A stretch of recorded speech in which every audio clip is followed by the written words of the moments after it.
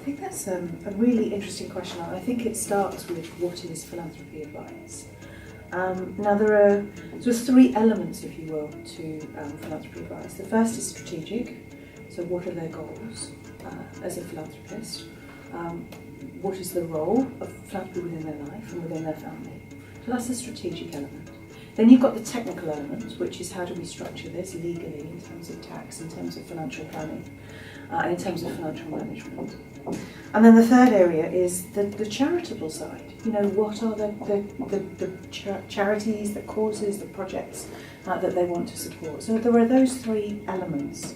And I think it's important from a wealth management perspective to understand, you know, there is a specific role to play, certainly around some of that technical advice and potentially around some of that strategic advice. But also there's a real need to understand how that advice connects with the charitable causes that are of interest to them. It would be a huge task for any wealth manager to try to cover the waterfront, if you will, of all of the causes and charities that are out there, but they can certainly help at a strategic level to help clients think about how they could do this in the best possible way for them and for their families.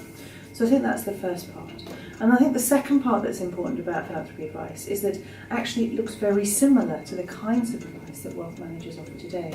So there is this planning phase, there is this implementation phase, and then there's a monitoring phase.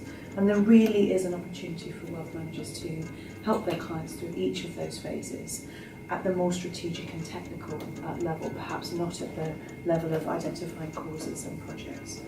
So I think once you understand that this is an area of advice that has very specific processes associated with it, the next question, I suppose, in this value proposition topic is why is that important? And I think that's important because client attitudes are changing. I mean, this issue about the gap between the rich and the poor has long been a challenge in Western society. It's long been a debate point around how do we connect wealth more effectively with society. But it was really accelerated during the financial crisis, and that has continued to be an important topic as we've seen the ongoing impact of governments as they try to deliver services in communities. And then the question is, what is the role of wealth alongside that activity? So that's one of the things that's happening. You've also at the same time got this emergence of some very disruptive philanthropists, if you will, particularly coming out of Silicon Valley. People like Gates, people like Mark Zuckerberg, Peter Thiel, but also people like Warren Buffett, perhaps with more of a traditional financial background, who are emerging, to try and beacon new ways of approaching some of these challenges. Then you've got the generational shift. This has been very widely documented. You've got the next generation coming through with a much stronger social impulse in the way that they're thinking about wealth creation. So that's also driving some of this change in temperature, if you will, around philanthropy and philanthropy advice. And I suppose the last element of that is wealth transfer. So as the boomer generation money is now, well and truly being transferred down to the next generations. Some of that social conscience is also being awakened around that inheritance. So there are a number of factors that mean that client expectations are changing. And again, this is something wealth managers need to think about when they consider how they bring philanthropy advice into their proposition.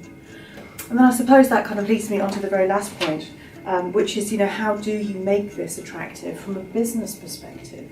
Obviously, the client need is one thing, but how do you make this attractive from a business perspective? And again, I think there are a number of elements there. So let's start with the relationship. If your clients are coming through wanting to think about how they express their values through their wealth, as a wealth manager, being able to talk about that, being able to talk about how values interact with wealth, what that means from a financial planning perspective, what that means from an investment perspective and a financial management perspective, is clearly a way of deepening that relationship and deepening that understanding of the client. So again, I think that's number one. I think secondly, from a business perspective, those wealth managers who are already delivering philanthropy advice are reporting that it is increasing the amount of business those clients do with them, and it's also significantly increasing the number of client referrals they have. So again, there's a very specific and direct correlation between philanthropy advice and new business, which is worth considering.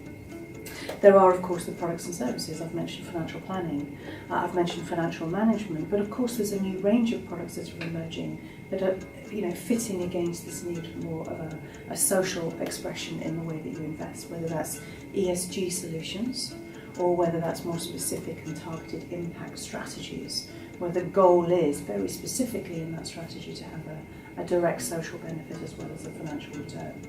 So there are solutions, that are, almost core to the way that wealth managers work with their clients that have a business benefit to that institution. And then I think lastly, you can't ignore the reputational side of this either.